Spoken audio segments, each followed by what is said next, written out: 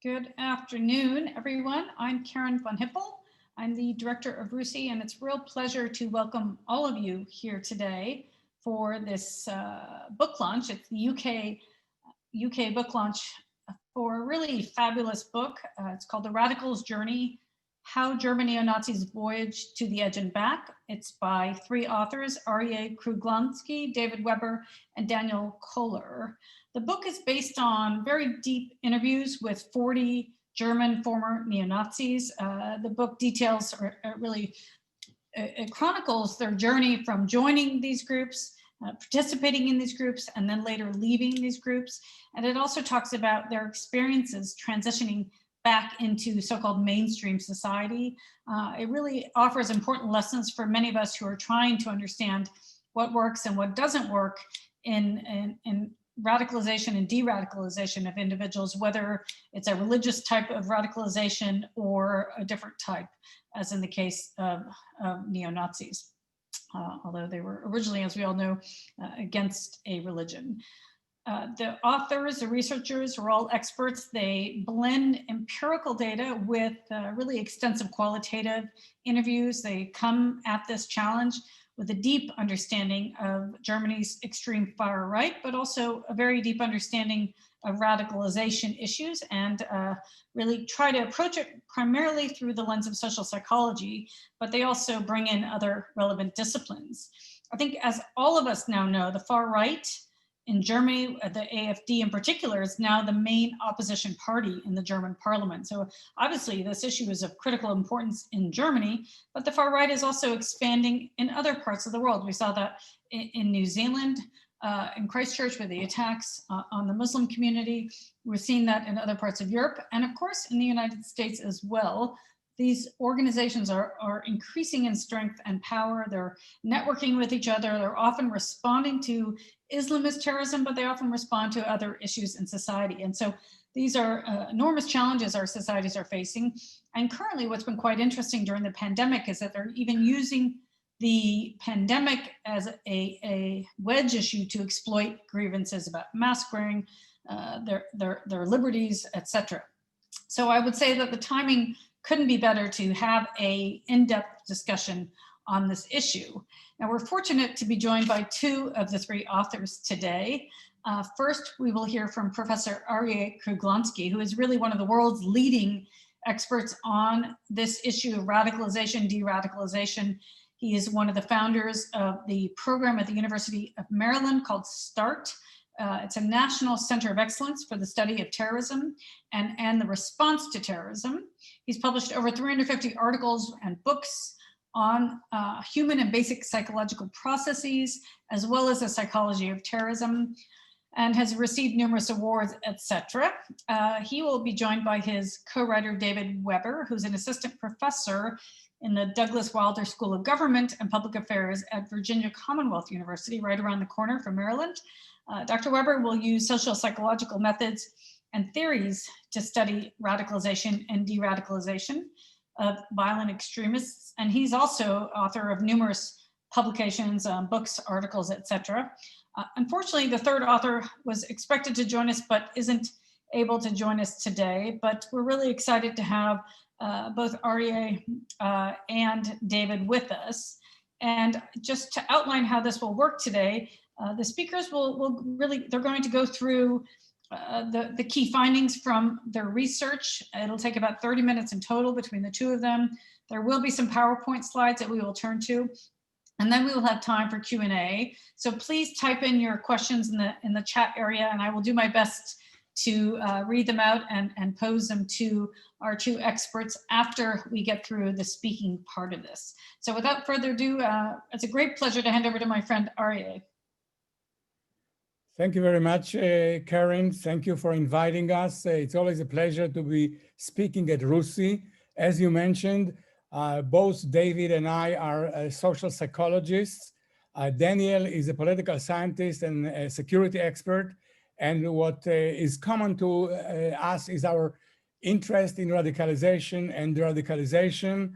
And this brought us together on the project that we'll be talking about, the book Radicalized Journey, that talks about the experiences of neo-Nazis throughout from the time that they joined the movement, their experiences in the movement, and what happens once they decide to leave the movement and attempt to rejoin the mainstream society. If I can have the next slide, please. Next one. Our question was, what drives them through this journey? What makes them join the movement in the first place? How do they fare inside the movement? Why do they leave if they leave? And how do they fare on the outside? What is the nature of their journey from the psychological perspective? As Karen mentioned, these days, the neo-Nazi and other white supremacist movements are enjoying a resurgence worldwide.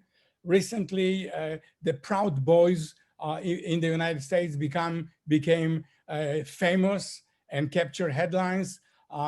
President Trump commanded them to stand back and stand by threateningly.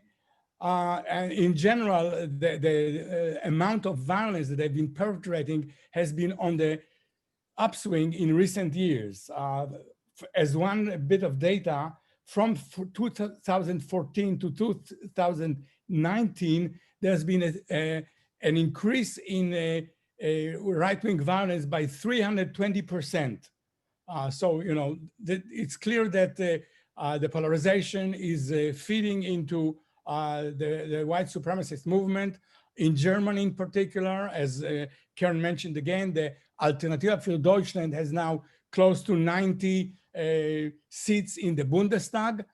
It's the third largest party, the main opposition party, and the danger is imminent and increasing. So the question is, how can we respond to this growing threat? Many people choose to see the neo-Nazis as evil. Doing so perhaps is well-deserved, well-justified, but because what they do is reprehensible, there's no question about that, but calling them evil has a kind of fixed finality to it that limits our options. Can I have the next slide, please? To think of someone as evil suggests that they are unchangeable, irredeemable, incorrigible. Presumably the only thing that can be done is fight them tooth and nail. But fighting fire with fire, though sometimes is necessary, can exact a heavy price in perpetuating the cycle of violence. For instance, the global war on terror, now in its 20th year, has not been too successful, despite all the defeats and all the setbacks for the jihadist movement. They are still operating, they're still launching hundreds of attacks worldwide. They're still attracting thousands of followers, despite the defeats, despite the setbacks. So what is the alternative to meeting violence with violence? To answer that question, it's important first to understand what makes them tick. What is the psychology of violent extremism? And over the last 2 decades or so, our team has carried out extensive field research with terrorists and others at the risk of radicalization. And on the basis of these data and decades of theorizing, we came up with a theory that explains not only neo-Nazis, but radicalization more generally. And this theory is resting on a conjunction of 3 things, 3 factors. One is psychological needs that compel the action. The second is the narrative that guides the action toward violence. And the third pillar of radicalization are the social networks that validate those narratives. So we have a 3N model of radicalization: the needs, the narratives, and the networks. And let me unpack it a little bit for you. The need is the first N. This is the motivation between individuals' decision to join the neo-Nazi movement. Our research across a variety of different extremism suggests that the overriding motivation is individuals' need for significance and mattering, need for recognition, need for dignity. This need, of course, is not unique to the neo-Nazis. It's fundamental, it's universal. The next slide, please. As the late humanist Jean Vanier remarked, all of us a secret desire to be seen as saints, heroes, or martyrs. Indeed, the desire for significance and recognition is one of the most important human needs. It's really a need that makes the world turn around. The infant, the little infant, vies for attention because otherwise it will not survive. Adult humans too vie for recognition and respect. No one wants to be humiliated and disrespected. Major social thinkers like Hegel, Marx, Sartre, or George Herbert Mead identified the struggle for recognition as a major force in social revolutions. The French Revolution, the Russian Revolution, the American Revolution, the feminist movement, all are grounded in this quest for recognition, quest for significance. The 19th century British philosopher John Stuart Mill stated that all social phenomena have their root in the human nature. Indeed, human nature is what makes politics and social phenomena possible. It moves the world, it shapes history. And so in this sense, psychology is the indispensable social science. Back to neo-Nazis, an individual may be motivated to join a neo-Nazi movement because they suffered a humiliation, loss of significance, and because they were enticed by the opportunity of gaining great significance, great empowerment, feeling strong, feeling feared, feeling respected. So here's the question. If the quest of significance is so fundamental and universal, how is it that only some individuals become radicals and join a neo-Nazi movement? Al-Qaeda or ISIS or the neo-Nazis? And the answer resides in the two remain ends of our 3N model, the narrative and the network. The narrative connects a given pattern of activity to gaining significance. In plain English, it tells individuals that in order to gain significance, they need to fight the enemies of the Aryan race, Jews, Muslims, refugees, immigrants, just the way the leaders tell them. And defending one's race, one nation, one religion is an important value. Everyone who does that, therefore, gains recognition and significance. Next slide, please. Now you can see now why not all persons become neo-Nazis, although all persons have this need to feel significant, dignified, and respected. Different people subscribe to different ideological narratives as to how significance can be attained.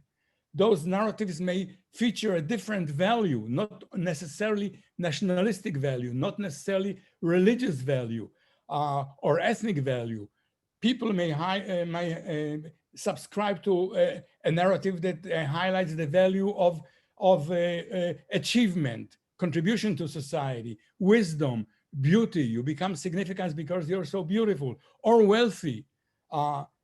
And they identify different ways of realizing those values, being hard workers, contributing to society, being strong through exercise, being beautiful through cosmetics, or whatever, rather than violence. So the violence promoting narrative is one way that promises significance. It's a very powerful and pervasive way, but people attain significance in a variety of other ways, as we all do.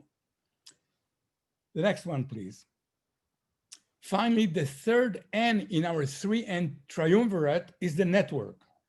It's the in-group, your reference group. We are social beings. We subscribe to a shared reality. We believe what other people who we respect believe. The network validates the narrative that tells you that indeed through violence you attain significance, and also it dispenses rewards in terms of appreciation and recognition and bestowal of respect and adoration on people who realize the narrative. Now, if people that you respect believe that violence against minorities merits admiration, you're likely to be convinced of that as well.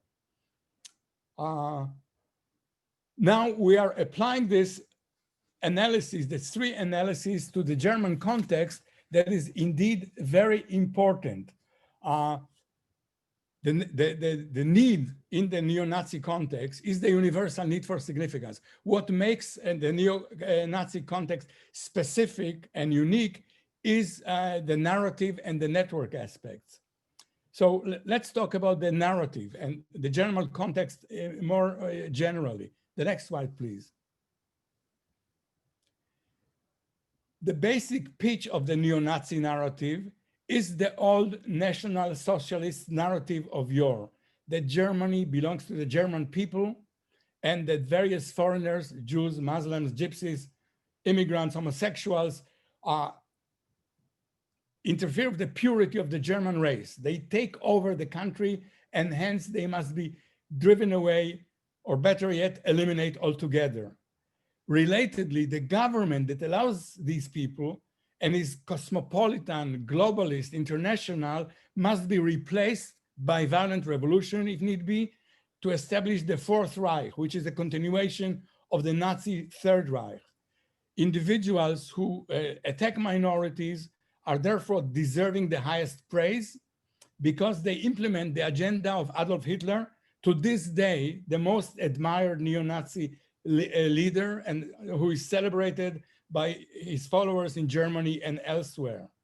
Paradoxically, the recent trends in the far right betray its own internationalizations. While the Jews continue to be seen as main culprits, the movement is trending toward white supremacist movement, the enemy being all non-whites, and this allows the neo-Nazis to connect to other white supremacist movement in other parts of the world, including in particular the US, for example, the Ku Klux Klan, but also in the UK and in Australia.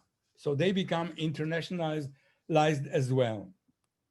Let me say now a few words about the German neo-Nazi network. It's a subculture that subscribes to the neo-Nazi narrative. And what is special about it is that it continues the Third Reich that reigned in Germany for 12 years, from 33 to 1945.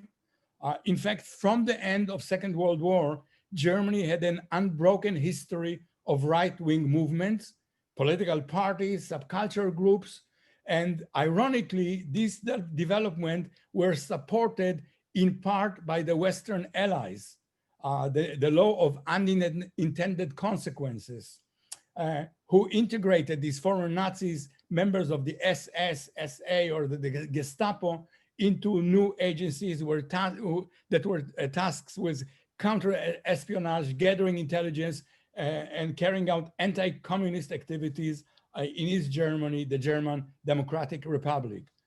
So throughout the years, from Second World War onward, there have been thousands of neo-Nazi plots and incidents in Germany, painting swastikas on walls, anti-Semitic slogans, arson, bombing attacks, pogroms against refugees, assassinations, etc. In terms of the sheer number of far-right incidents, Germany has a significant lead over other European countries. So in this regard, the German far-right is indeed special. The next slide, please. What is also unique to Germany is the firm societal rejection of the neo-Nazi movement. After all, the German society as a whole suffered tremendously from the devastation that the neo-Nazi era brought upon the country, and it has been particularly concerned about the possibility of it happening again, and this translated into a vigorous and far-reaching counter-violent extremist movement, unparalleled anywhere. Whereas the first deradicalization movements elsewhere didn't start until 9/11. By that time, Germany has had 14 years at least of very intense counter-violent movement, hundreds of programs. By 2016, there were in Germany no less than 721 programs. Close to half of those carried out by the federal government, the rest by civil society, built and funded by the government. In October of 2000, an attack against the synagogue in Düsseldorf led the German Chancellor Gerhard Schroeder to call for a rebellion of the dissents. And in consequence, vast funding opportunities opened up for counter-violent extremist program that at that time numbered in the thousands. So this is the general background, both in terms of the psychology of radicalization as pertains to the neo-Nazis and the German context more specifically. But now let's turn to the most important aspect of our presentation, our findings. And with this, I turn to my friend and colleague, David Webber. Thank you, Arie. And let me just say thank you to all of you for joining today. It's a pleasure to be able to share our book and our research with you. So now that you have an understanding of the theory and the context that Arie spoke about, I'm going to talk a little bit about how we conducted our research and that process and some of the results. In our book, we present the results of interviews that we conducted with 35 former members of right-wing organizations. Let me start by telling you a little bit about who they are. So about 80% of the people that we spoke to were men. That's relatively what we would expect in terms of a gender split in membership in right-wing organizations, both in Europe and the United States. More than that, they all had sustained careers in the far right, and a majority of the people we spoke to had risen to leadership positions. I just mentioned this because for us, it meant that these individuals had fully radicalized. These weren't people who joined in kind of their early rebellious teen years to drink and party and then dropped out, but these were people who became fully involved in the politics and had fully radicalized. In the interviews, we touch on, if you want to go to the next slide, please. We touch on the 4 different components of the right-wing journey or the extremist journey, entry into that movement, life on the inside of that movement, what was it like leaving, and then what was life like in the aftermath now that you're trying to reintegrate into mainstream society. In our book, we devote chapters to each one of these phases, but for the purpose of this talk, I'm just going to highlight maybe 1 or 2 findings that we thought were most interesting or compelling from each of these phases. As I do that, I'm going to do my best to bring in some quotes from the people that we spoke to tell you what they thought in their own words. Now, the natural place to start, obviously, is with entry, right? So understanding the factors that were involved that led these individuals to join the right wing. What we found here, I will say we didn't just directly ask them this question. We wanted to, because people don't obviously always come out with the reasons that are actual reasons for what they did their behavior, but instead we talked to them about what life was like before they joined the movement, so we could identify events and circumstances that could have facilitated movement into the right wing. And overall, what we found is that, overall, what we found was that life was often difficult for these individuals. 60% of the people that we interviewed said that they had experienced neglectful or abusive relationships. Now, what was interesting about this finding was that it didn't matter who the relationship partner was. So for some, it was family, parents, friends. Others were bullied at school. Some had very specific negative interactions with foreigners. But that specificity didn't matter. What was interesting and what happened and what was recounted time and time again was the emotional experience of being humiliated in this way, so that they felt that they were insignificant, they felt alone, they felt humiliated, and they ultimately came to view neo-Nazi groups as a place where they could fit in, a place where they felt like they could matter again. Let me just give you a couple examples of what this was like. So one interview, he talked about being beaten by his mother. So he said, as long as I can remember and comprehend, my mother just hit us. For even the smallest mistake, we got a beating. I never experienced a level of emotional love between me and my mother. Second individual had absentee parents who were so busy running their business that they didn't have time for him. And this individual was striking because it was relatively similar to a description of an American skinhead. If you want to go to the next slide, please.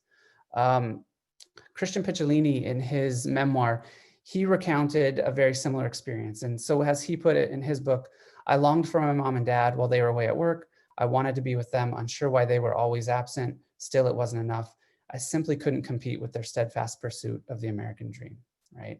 And so it suggests that we're not only touching on these important relationship experiences that are important in the German context, but they also appear to be important in an American context, and they might apply more universally to joining the motivation behind joining right-wing groups overall. Next slide, please.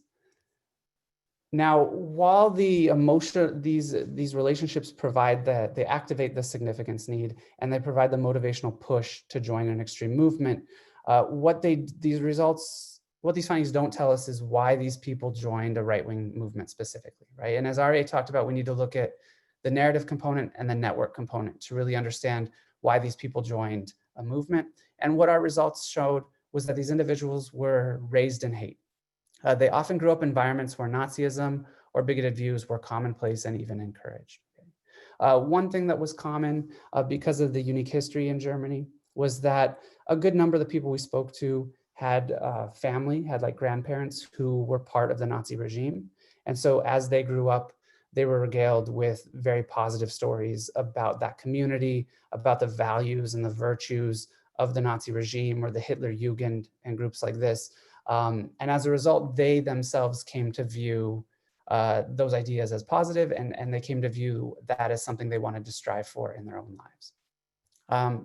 We also found that a very common entry point into the right-wing scene was through music, and specifically music that was shared with them by their peers. Most commonly, this happened at school, but they would join through listening to white power or hate music. Again, a quote from somebody: someone would bring a Casio cassette player and we'd listen to white power bands in the worst of sound qualities.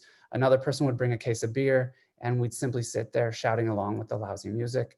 That was what life was all about, right? So we see these individuals who are exposed. The music provides an entry point into the ideology, into the narrative, right? And when you're a younger individual, it's in a form that's very digestible and easy to comprehend. Pretty soon you're singing along with the music and you're being indoctrinated into the ideology, but you're also raised around and in environments where these ideas are justified and supported.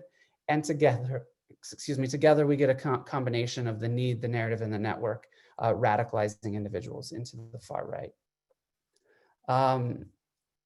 If you want to go to the next slide, please. So now that we've seen why they joined, let's talk about what life was like once they joined, once they were in the movement. And what was interesting here was that our interviewees revealed an interesting dichotomy. The first thing that they told us was a positive thing, right? So was that by being a member of the movement, they were able to fulfill their desires for significance and empowerment. Okay, unsolicited by us, 70% of the people we interviewed found camaraderie or community in the movement. 70% or so said they felt like they're achieving important goals as a member of the movement. And another 70% or so said they felt significant and important as a result of participating in the movement. The quote on the screen is an example of this significance need being fulfilled. This was a specific individual who would go through a daily affirmation process. I'll just read the quote and then explain it. Hitler became a kind of God.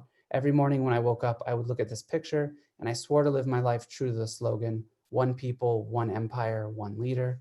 I kept having thoughts of what it would be like if the Fuhrer were still alive. He would have been proud of me, right? So this individual is assessing the value of their life and they're looking to, are my actions fulfilling the goals of what Hitler would have wanted? And by saying they were, is able to justify and say that their life has meaning and has value and has significance, right? So many of the people we spoke to felt significant and important as a member of the group. Next slide, please. That was only half of the picture, right? That was half of the dichotomy. The other part was what the screen says is trouble in paradise. Okay, so despite the sense of significance that serving the Nazi ideology afforded, life inside the milieu was far from a blissful tranquility. This was a period in their time that they talked about in a very negative way as well, right? So it was filled with anxiety, it was filled with personal struggles, and it was filled with violence. And one of the specific negative experiences that we found that recurred and that was very specific to this time period was discrimination. Okay, so by choosing to be a member of a right-wing organization, these individuals experienced hostility. They experienced what they labeled as unfair treatment. They were fired from jobs. They were forced to leave the military. When people at school found out who they were, their children would lose friends and would be disinvited from birthday parties.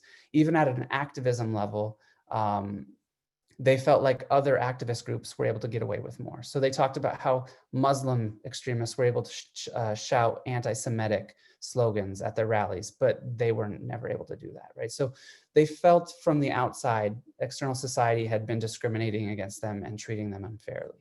Okay. Women also felt a great deal of discrimination from within the movement. Because of the toxic masculinity that pervaded the movement, they were openly discriminated against, and they were relegated to kind of traditional gender roles. Let me just give you a quote of a woman in the movement.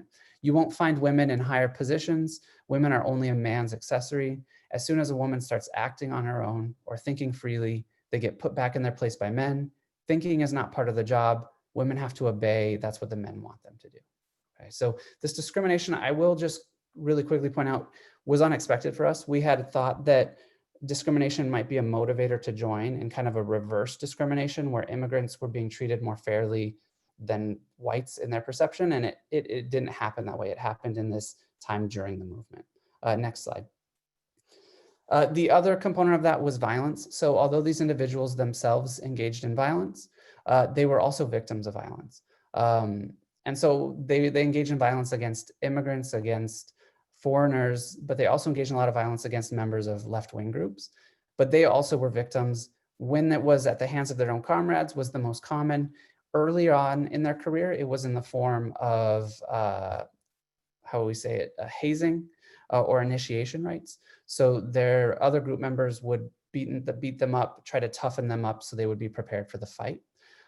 Towards the twilight of their careers, though, the violence came as a result of kind of flagging enthusiasm for the movement. So as I'll talk about in a second, these individuals that we spoke to, they all left the movement. So they'd start to take slow steps away. They'd start to gradually change their attitudes, and this would be picked up on by their comrades, and they would be suspicious that they would betray them and would defect back to the mainstream. And so as a result, the people we spoke to received threatening phone calls, they received death threats. One individual was placed under surveillance and followed around his town everywhere he went. People were attacked violently. One was in prison. Another person had to barricade himself in his apartment while his former comrades tried to kick down his door to attack him. All right? And ultimately, this experience took a toll on their lives. Again, I'm gonna give you a quote from one of them. "Few people can continue to live this kind of life year after year without becoming emotionally and physically burnt out. The negative aspects of being stigmatized, socially isolated, always exposed to violent attacks from opponents, and consumed by intense hatred for various enemies also tend to take their toll as time passes by." All right. And so what we're seeing is what happens is their relationships with their brothers in arms are falling apart. The movement's not accomplishing its goals. So they're losing that sense of significance that the movement once provided with them. And eventually these difficulties lead them to lose faith in the neo-Nazi ideology. Next slide, please. And so the ideology would fall apart in front of their eyes. One of them called it a house of cards. Another person called it the greatest superstition in the 20th or 21st century. Now, what would happen here is that this would be a gradual process. New events and circumstances would lead them to question another aspect of their life or the ideology. They could move on from that initially, but as more and more circumstances appeared, the cracks became insurmountable to the point where they could not ignore them anymore. And they ended up changing their belief in the ideology. This is interesting for us because other experts argue that you can disengage from a movement, and that's important, without ever giving up on the ideology. I'd be happy to address that more in the Q&A. But what we found here is that the people we spoke to, at least, they dropped the ideology entirely or at least partially, and that helped facilitate their movement out. Okay. And if you want to go to the next slide. So this leads to the final phase of their journey, life in the aftermath. So what happens here is after they've left the movement, right? Recall at this point, they've given up the ideology, they're no longer feeling significant, and they have lost that network of comrades. And so as a result, the interviewees felt isolated and they felt rudderless in the absence of an ideology, and it led them to experience insignificance at a rate that was 5 times higher than during any of the other phases. Okay. Now, what we think is going on here is that the psychological mechanisms that allow you to dehumanize another person, that allow you to justify violence against another person, and that allow you to feel okay about doing those types of actions are the narrative and the network, right? Now, once those two things fall out and you are no longer endorsing them, you no longer believe in them, you no longer have the psychological mechanisms that prepare you and allow you to defend yourself and protect yourself. And so what happened is that these people had feelings of self-hatred. They were labeling themselves as disgusting, as unworthy. They felt guilty and ashamed. All of these feelings were flooding back as they reassessed their time in the movement. And then as they also struggled with being alone and being without an ideology. If you want to go to the next slide, this is a quote from what one person told us about this experience. You ask yourself, what comes afterwards? You actually need a completely new life. All of your friends are gone. Your goals in life are gone. What do you do with yourself? Everything that your everyday life consisted of is gone. Let me give you one more. I really felt like I was plunging into a deep, dark hole. I was 25 years old and for the first time ever had no ideology, no worldview, no rationale. The first 24 years of my life were in shambles. I eventually reached a point where I tried to end it all, right? And so these individuals are experiencing these intense feelings of insignificance having left the movement. Next slide, please. Now, what's interesting with this is that the research suggests that nearly 25% of extremists will re-engage with violence after they leave a movement. So they'll rejoin and re-engage in violence. And this suggests why that might be happening, right? The same feelings of insignificance and unimportance that drive you to join a movement in the beginning are the same feelings that they're experiencing now that they've left. So the easiest solution to address that would be to re-engage with the movement again, because as we found, 70% of the people we spoke to felt like they were fulfilling all of these needs as a member of a group. So the easiest solution is to go back in there and re-engage. What we found that was maybe more promising was that a sizable minority of the people we spoke to decided to, as it says on the screen, cope with these feelings of insignificance by fighting the right fight. Okay, so instead of striving for significance in the old ways, they would speak out against the right wing. Okay. They would take public speaking events to try and dissuade youth from joining right-wing movements. They would work with tertiary disengagement programs in Germany to try and help pull people out and be a support system for people who wanted to leave extremist groups, right?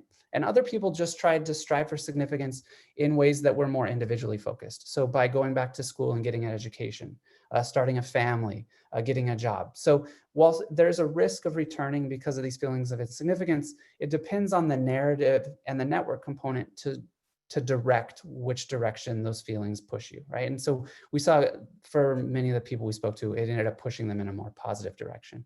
Let me throw it back to Arie really quick for some quick concluding statements.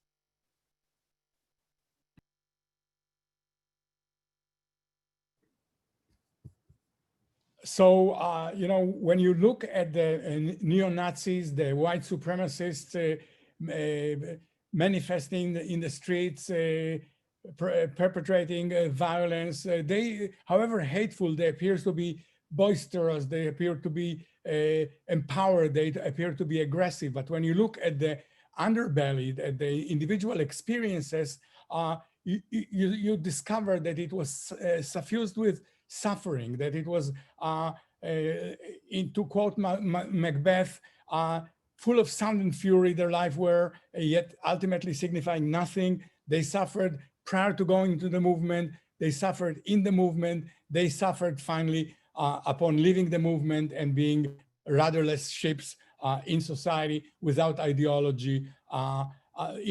There's one thing that empowers them, that allows them to reintegrate into society that David mentioned, and that's their ability to fight the neo-Nazi movement. And many of them who found a destiny, found a calling after leaving the movement is by trying to encourage their erstwhile comrades to leave the movement, because ultimately it did not bring them the kind of significance and happiness that they expected. Of course, this is not always easy to do, but I think that society, civil society, can enlist the experience, the authority, the credibility of these ex-neo-Nazis in order to promote counter-violent extremism programs in societies everywhere in the world.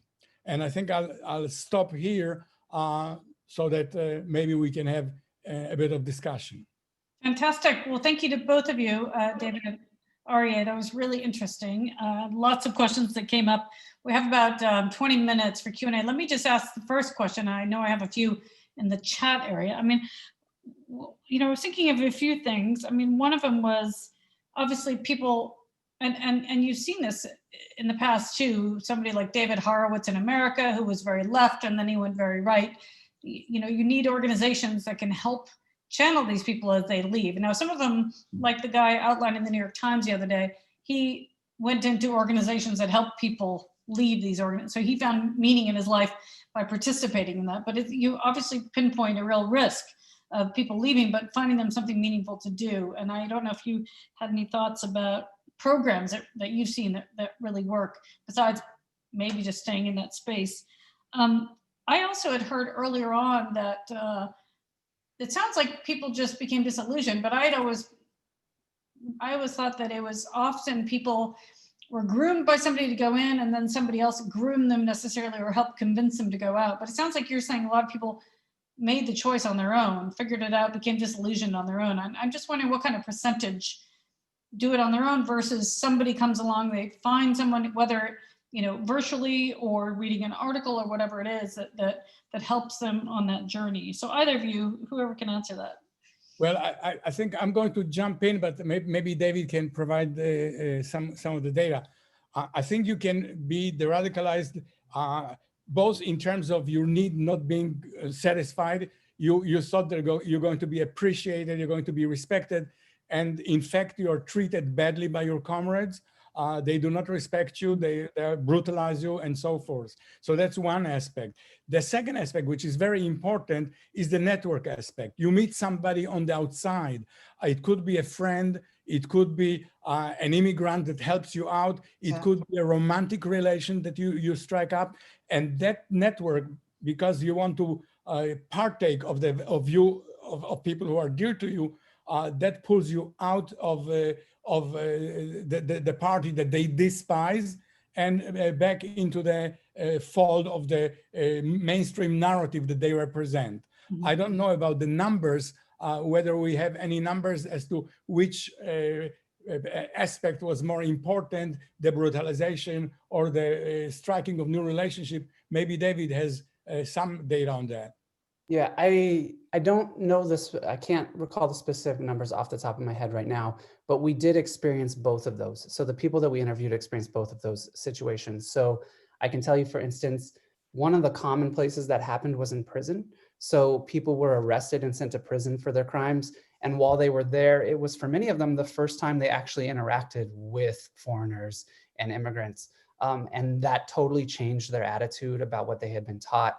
Other people talked about kind of hooking up with members of the left wing and having chats and discussions with members of left-wing extremist organizations, and through that helped pull them out and get them to change. So although we focused on kind of the pushing you away from within the movement, there was very much this external component that was happening with the people we spoke to. Yeah, it's interesting, isn't it? You hear that about so many things, whether it's someone who's homophobic and then, their daughter is gay and they change their view or whatever it is. You hear that about, so much of it is exposure for people. But okay, well, look, I want to run through a few of these questions, and why don't I ask a few, and then both of you, David and Arie, just write down your answers, and so you can maybe do them in a sling. Let's just do 4 at a time or 5 at a time because we've got 10. So the first one's a quickie, typical age of new joiners. Second one is, are youth being groomed through gaming chat platforms? We know lots of kids chat with people all over the world. There's a question about the title of your book and by the placement of the apostrophe. So it's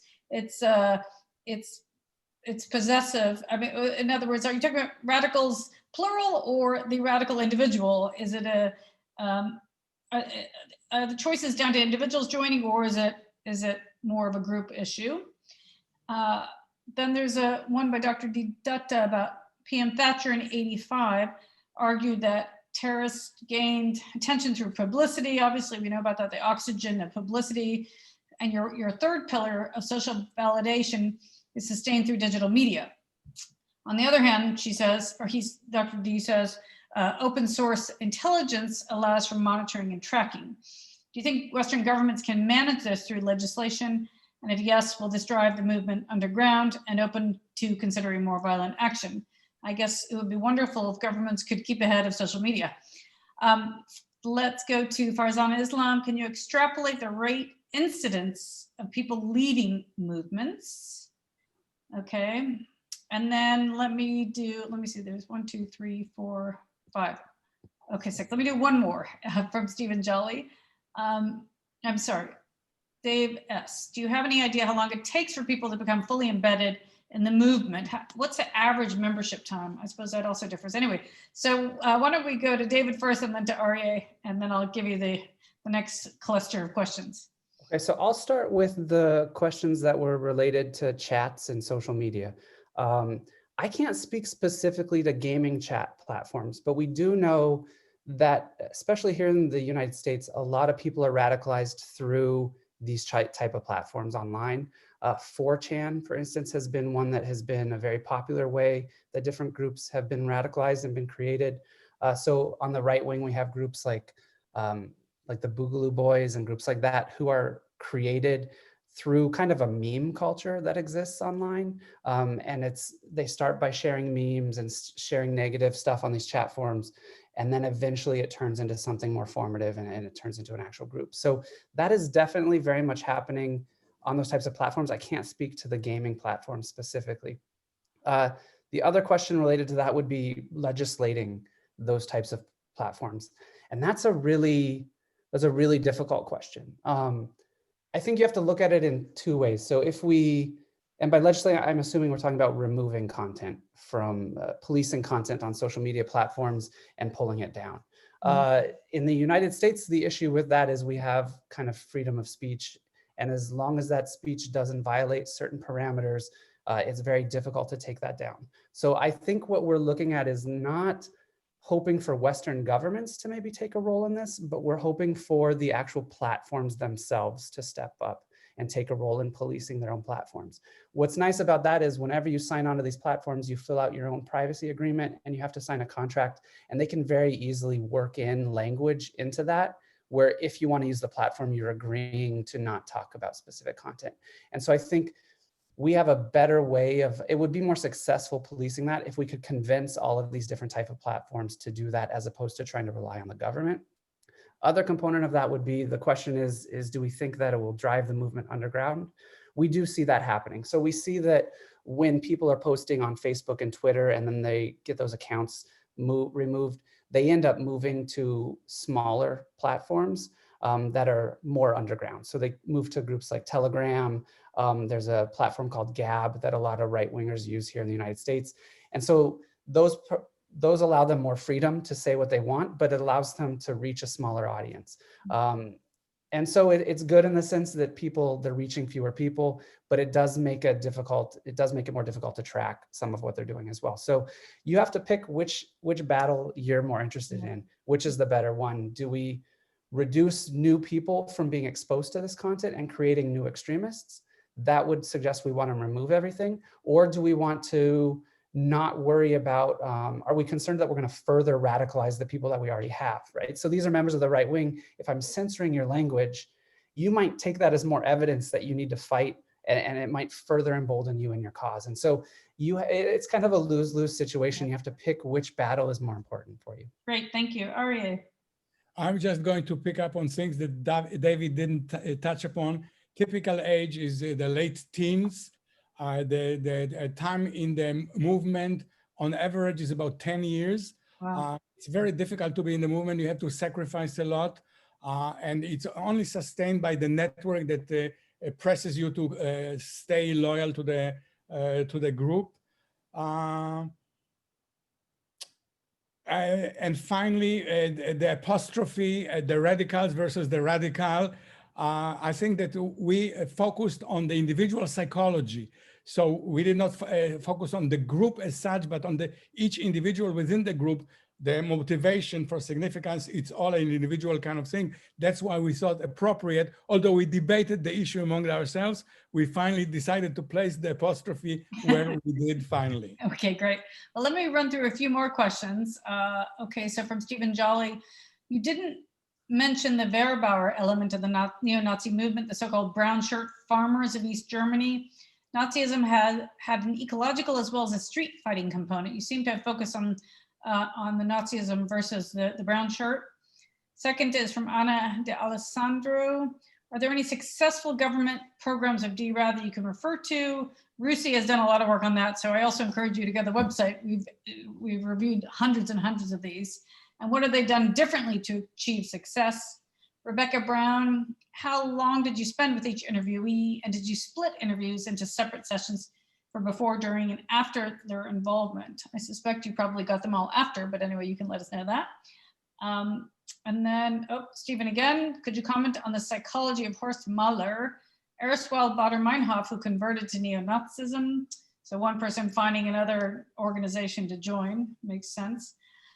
139 Ahmed, is there a relationship between neo-Nazis' ideology and the rise of populism in the Western world? It's interesting, we're not talking, the nice thing is we're not talking about Islamist extremism in this sense, but obviously there's some similarities too. Did you find that those who joined pro-social movements as a mechanism to disengagement became stuck in the identity established by their membership in the movement? That's a very good question. Okay, let's stop there. Arie, over to you. As to the brown shirts movement and the variety of different neo-Nazi movement, there were hundreds of different movements in Germany. Daniel would have been well qualified to talk about that, but it's been, you know, both parties and cultural groups and even individuals. So I do not have anything particular to say about brown shirts, but the important point to me is that it proliferated in many different forms in Germany in the times after Second World War. Whether there have been successful governmental programs, of course, there were some successes. The components of the programs, both in Denmark, the Aarhus model, and in Germany, are programs that employ aspects of our 3N model, the use of families. If the family is against the white supremacists, the neo-Nazi movement, pulling the individual back into the family, enlisting the help of the family can be very successful. Providing them with alternative means for reintegrating into society has been successful. In Aarhus, in Denmark, the collaboration between the community and the police, something that is very difficult to achieve in the United States, has been very successful. So the family trusted the police to report on individuals who are gearing toward radicalization, and then the police would have directed them to social programs that would allow them alternative ways of gaining significance and pulling them away. So, you know, there's been a lot of experience in these programs. Some of them have claimed some successes. It's always a fight among different forces that pull individuals one way or the other. As to the populism issue, yes, I think that one appeal of the neo-Nazi narrative is that it's simplistic. In this confusion that's overtaking the world, the pandemic, the immigration movement, the refugees, the economic turmoil, there's a lot of uncertainty. And the narrative, the populist narrative, the neo-Nazi narrative, the Islamist narrative, all are spelled in black and white, no nuances. There are good guys and the bad guys. You join us, you're going to be with the good guys. You're going to be important. You're going to, and you know what to do. You're going to fight the bad guys. So this is very appealing, especially in times of upheaval and uncertainty. And that is common to Islamists, the populist, and the white supremacist and extremist movement in general. Okay, David, anything that he missed out? I'll just add to the discussion of deradicalization. There's not a lot of direct evidence testing a lot of the disengagement programs like those that are working in Germany. So the evidence that we use is sometimes kind of self-published by these organizations, and it often relies on recidivism rates, which is an imperfect metric, but it is what we have. But Arie and I have also done some work in Sri Lanka, a different type of extremism, where we looked at a kind of rehabilitation or more of a prison de-radicalization program with former members of the Liberation Tigers of Tamil Alam. And similar to what Arie said, what we had found there was that a successful program should try to build on the ideas from our model and focus on programs that are going to address the significance motive. And so in this program, they did things like education courses or teaching them vocational training so they could have build themselves up and have something that they could, once they're released, a new way to feel significant, but then also worked on the network component and the narrative component. And so if a program can try to hit all of those in some way, that would be ideal. Okay, great. I mean, it's interesting in the US right now, you guys know more than we do, but I remember reading recently that the FBI has said that far right is far more of a threat than Islamist radicalization in the United States right now.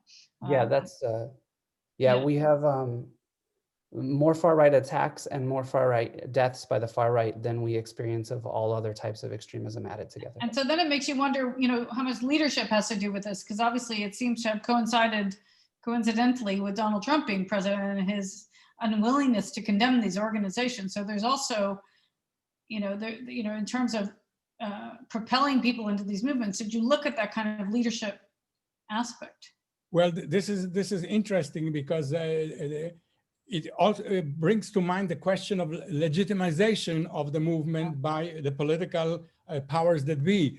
And this occurs not only in the United States, but in Germany. Mm-hmm. The fact that the Alternative für Deutschland is now the main opposition party with 90 posts in the Bundestag legitimizes it. So the question is, what will it do to the movement? One possibility is that it will encourage violent extremism on the right. And the other possibility is that it will domesticate the right. It will allow them legitimate expression. I personally believe that the former is more likely than the later, but there have been some research suggesting that the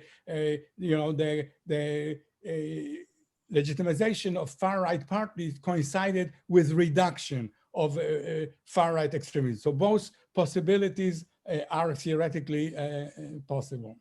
Okay, well, look, I don't think we have time really to go through a number of other questions that have come in, but the good news for all of you who haven't had your questions answered is all of those questions are answered in the book. And so you can turn towards this very excellent book and get much more information. It's really wonderful to be able to do this with you both, because it's great to delve into one case in one country, but also look across cases too. And we've done both with you in the past, Arie, so we're really grateful for that. And we're looking forward to you coming back with your next book to RUSI and talking about, what will that be? I'm working now on a book on uncertainty. So I'll be very happy to share it. And David and I are working on research on Syrian refugees and the problem of refugees in general, both of which could be of interest to RUSI, and we'll be very happy to share it. Huge interest to RUSI. We care about those issues a lot. So I just want to, on behalf of RUSI, thank you both again for a really stimulating conversation. Lots of great questions. I apologize to those of you who weren't able to get your questions answered, but do go and delve into the book. There's also a very good New York Times piece that came out 2 days ago on Germany and the far right, and it interviews a former member of the Nazi organization, and he talks a lot about that kind of violence, etc. So there's a lot out there, really important issue at this critical time in our very uncertain, crazy world that we're living in. So on behalf of RUSI, I want to thank both of our speakers, our participants, and everyone. Please stay safe out there. See you all very soon. Thank you very much. Thank you, RUSI. Thank you, Karen. Thank you for the audience. Okay.